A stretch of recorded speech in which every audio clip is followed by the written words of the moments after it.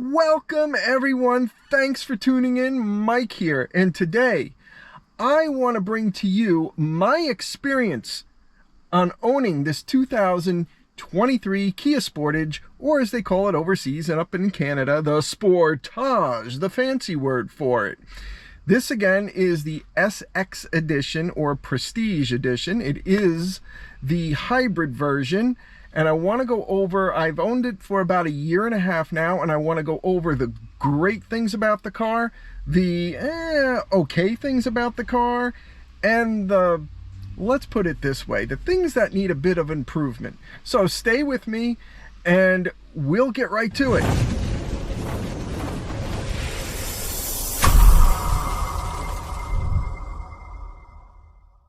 So let's go over the really impressive things about this vehicle, the things that I like, and my wife, we've both driven it for quite a while. It's a 2023. We've got about 15,000 miles on the vehicle right now. So we've done highway driving, local driving, all different kinds of driving. And this is just a compilation of both of our experiences driving this vehicle. And if you're thinking of buying one, stick around because I think we've got some great insight on the Sportage. So number one, the styling on this vehicle is still outstanding. It was ahead of its time when it first came out, and just look at the body lines. We've got nice body lines. The car looks amazing. It still turns heads when people look at it. Of course, just have a look at the tiger nose grille. That is just an impressive piece of artwork. I want to say it's artwork with this.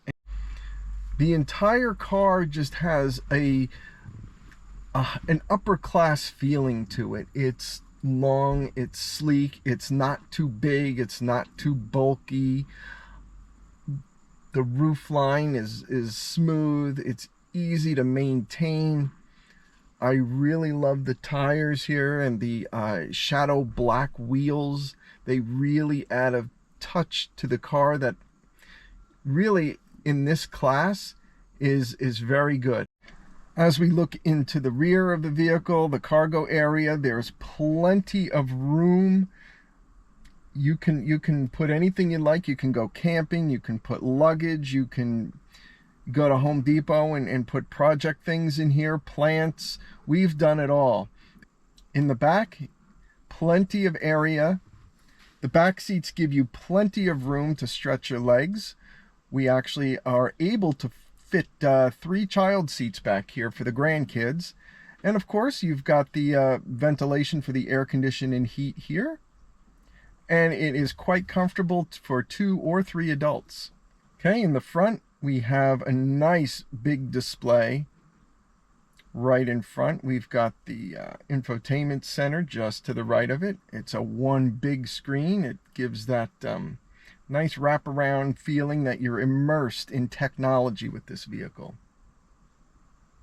Of course, we have the Harman Kardon upgraded system. The radio sounds great. And we have the panoramic sunroof, which lets you enjoy plenty of sunlight and fresh air. So while the styling both in the exterior and the interior are quite impressive for this vehicle, there are a couple of other things that I really enjoy and my wife really enjoy about this car. Number one, the infotainment system is fantastic for this class. And I say for this class, but I mean in any vehicle. It's very snappy, easy to use, easy to see. The menus are clear, concise, and there's no lag whatsoever. Also, the maps are updated quite frequently, so that's good. Google Maps and the Waze, they're still probably the best way to go for navigation, but this navigation is pretty good. It's not so bad. It's definitely not a Nissan. It is usable, and it does get you where you need to go if you don't feel like using your Android Auto or your Apple CarPlay. So along with the impressive technology of the Sportage, The build quality, I feel, is pretty good. Is it the best in the world? No, obviously not. But you've got a nice meaty steering wheel. It comes with all the amenities like heated steering wheel, heated and ventilated seats. All of that stuff really works well. And there's not any kind of, well, you know, the heated seats are good, but the ventilated seats not so much.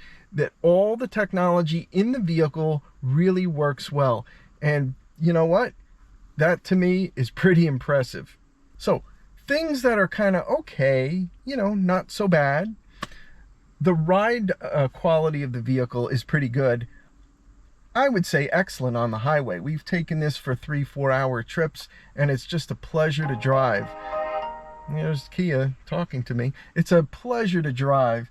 In fact, when you keep that lane keep assist on, it really keeps you in your lane, and it's a very relaxing vehicle to drive along with the radio. It's just comfortable, and it's a good place to be. However, you know, when you're driving locally, it kind of is not as, it's not a soft riding vehicle by any means, and Kia is known for that. It's a little grippy on the road, and it gives you a little bit firmer ride. And when you're riding around town, you really can feel a lot of those little bumps. And when you're steering, you can feel a little bit of a body roll. That doesn't really bother me too much, but it could be a little smoother. So all in all, I would say it's about an average riding vehicle. The second thing that is, you know, okay, is good, is the sunroof on here. It is a big panoramic sunroof, but it only opens like this much. It opens maybe to get some air in the front seat. I wish it would open a little bit more. It doesn't. There's nothing, you know, it is what it is. It's an average sunroof. My wife likes it, I like it, but I wish it would kind of like open a little bit more. Another okay. I did say before that the styling was wonderful. It's great. It's up to date, and it's just a step above. However, the interior of the vehicle has a little bit too much piano black. Kia, why do you keep doing that? You know, we keep a microfiber cloth in the vehicle, and my vehicle as well, because you're constantly wiping down that piano black. You can see every dust particle, every fingerprint, any little scratch. So just be careful. You know, again, the interior is great, but if I could change anything, I'd tone down that piano black a little bit more. Another thing that's okay on this vehicle, believe it or not, is the gas mileage. Now, we don't do a lot of highway driving. We do a lot of local driving, and the gas mileage is about 38 miles per gallon on average. If we're taking a long trip on a highway, we get a little bit better. We'll get close to 40 or even 42 miles per gallon, which is great.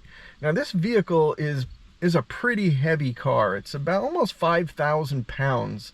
So it's kind of a lot of weight for a 1.6 liter engine, and you know, that 20 or 25 horsepower electric motor.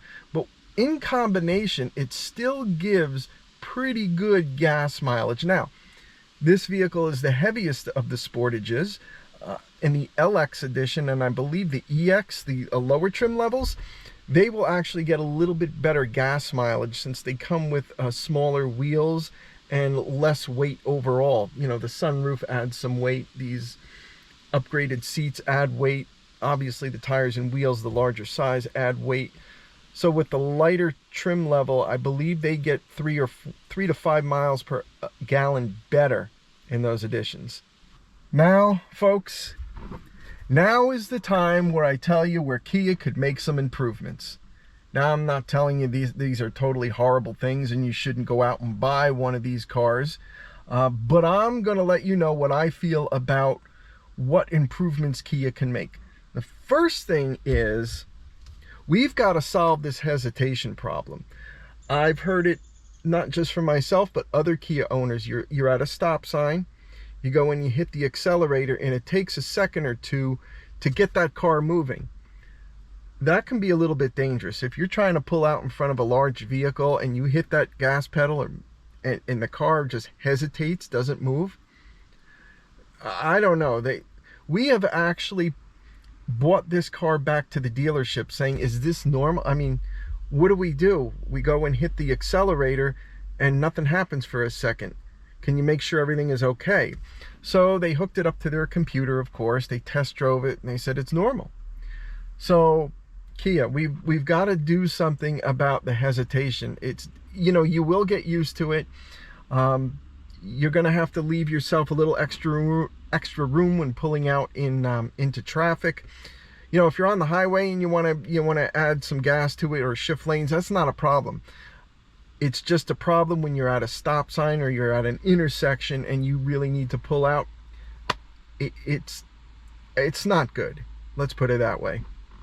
Number two, I want to talk a little bit about the transmission in the vehicle. This is what they call a double clutch, I believe, transmission, and it's built more like a manual transmission than it is an automatic. Yes, it is automatic. You don't have to manually shift it, but this transmission is built kind of like a manual, but it shifts by the computer.